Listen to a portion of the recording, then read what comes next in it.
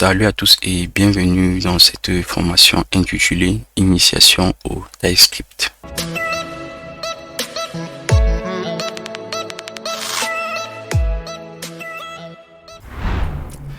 Dans cette formation, nous allons apprendre à utiliser TypeScript, à répondre déjà aux questions TypeScript, qu'est-ce que c'est, pourquoi TypeScript, quels sont ses avantages et comment l'intégrer dans un projet grandeur nature.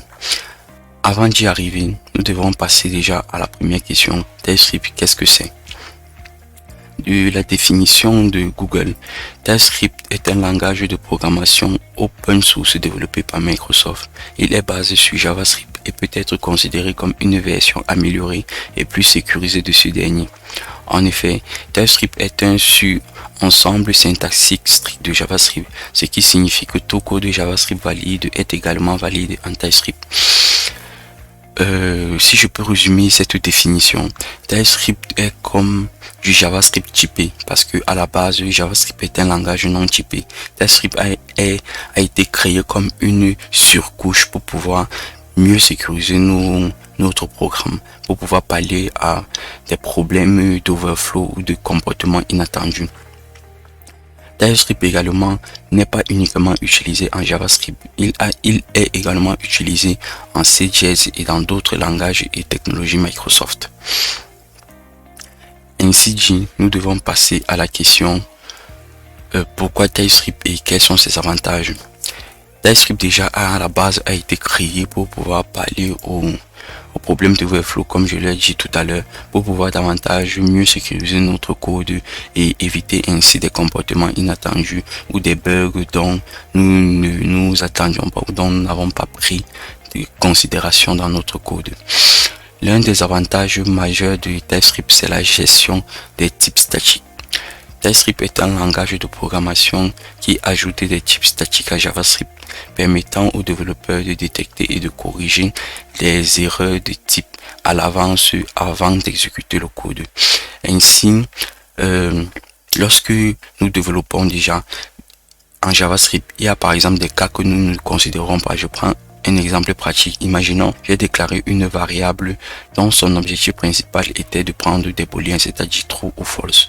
Mais au cours de notre écriture, notre variable par exemple est undefined, si je vais dire ça comme ça, ou prend la valeur undefined.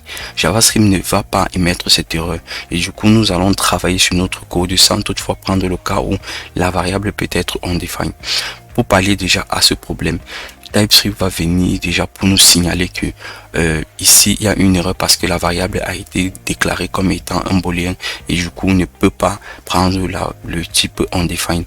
Dans ce cas, nous serons obligés alors d'écrire par exemple une condition. Si c'est undefined, voilà ce que tu vas faire.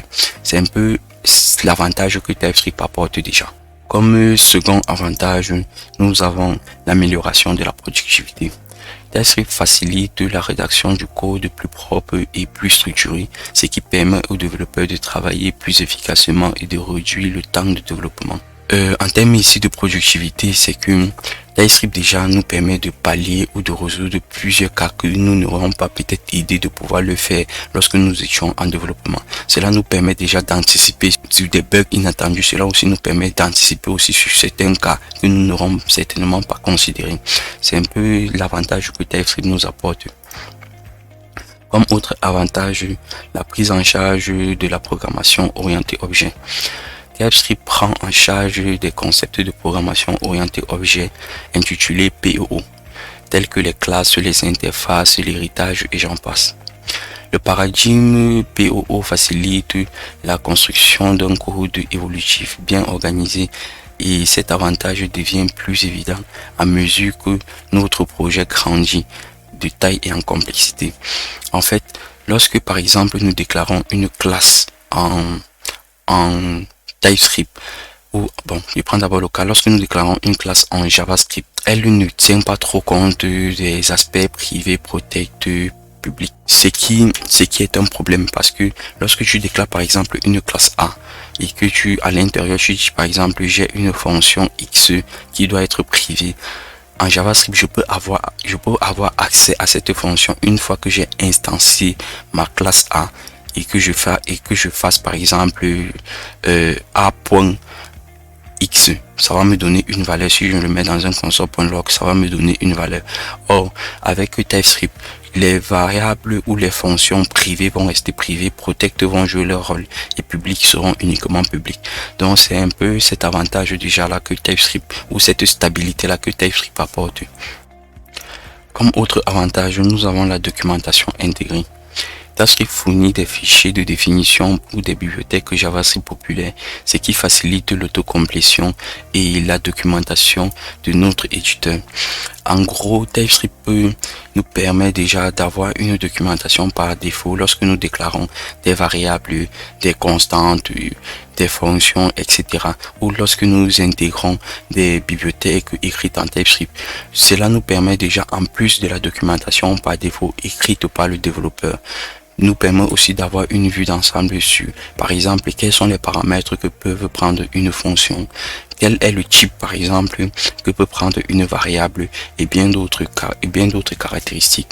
Comme autre avantage, nous avons aussi la détection précoce des erreurs. Comme je l'ai dit précédemment, TypeScript nous permet déjà d'anticiper sur un certain nombre d'erreurs, sur un certain nombre de cas que nous n'aurions pas considérés si nous étions en JavaScript. Cela nous permet aussi déjà d'éviter d'avoir à compiler déjà le code ou d'avoir à exécuter déjà du code avant de pouvoir revenir encore gérer un cas dont nous n'avons pas pu prendre en charge.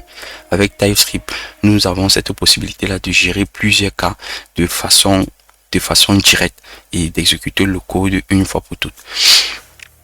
Ainsi dit, nous allons un peu présenter les objectifs de notre formation.